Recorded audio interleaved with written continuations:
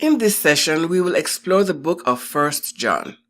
Some say that the author of this book was also the apostle who wrote the Gospel according to John, as well as the book of Revelation. There is a lot of similarity in language to support this idea, but many others think that it was a different John. Either way, the author is not as important as the ideas in the book. One thing worth noting is the style that the author used. The writer seemed to be very old and was writing to much younger Christians.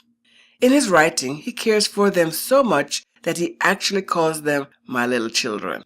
Driven by love and concern for them, he wants the younger Christians to understand some key things about their faith. The message of this book is very simple and direct.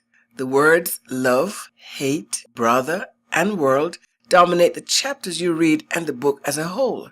In chapter 2, the author explains how the readers should approach each other. If a person is a follower of Christ, they must love their brother. The book of 1 John and the New Testament use the word brother frequently, but not literally. Remember the parable of the Good Samaritan in the Gospel of Luke?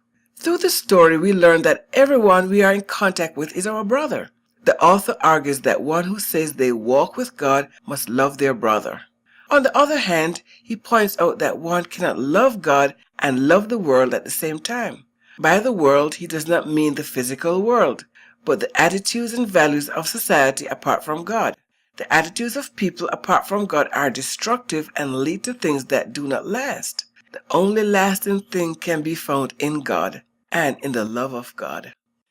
Loving people that are not family or close friends is often difficult. Of course, we can do nice things and care for them, but to truly love them seems unnatural. Chapter 4 teaches us that we are all capable of being the people God calls us to be. We are called to love others because God first loved us. God demonstrated his love for us not only in creating us, but also in sending his Son to die when we did not deserve it. As 1 John chapter 4 verse 16 says, we are called to abide in, live, and rely on the love of Christ. A sponge that is placed in a bowl of water when taken out and squeezed will release water. In the same way, we should soak up and abide in God's love. It is with this understanding of God's love for us and our call to dwell in that love that the writer speaks of the commandments of God in chapter 5. God calls us to behave in certain ways, serve in certain ways, and give in certain ways.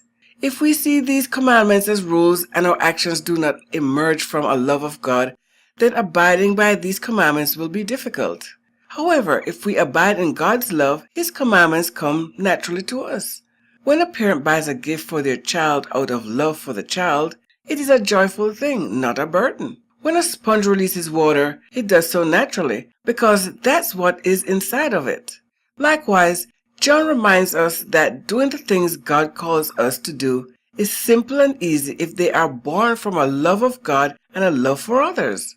Take some time now to explore how you can apply the message of 1 John to your life by answering the relational questions.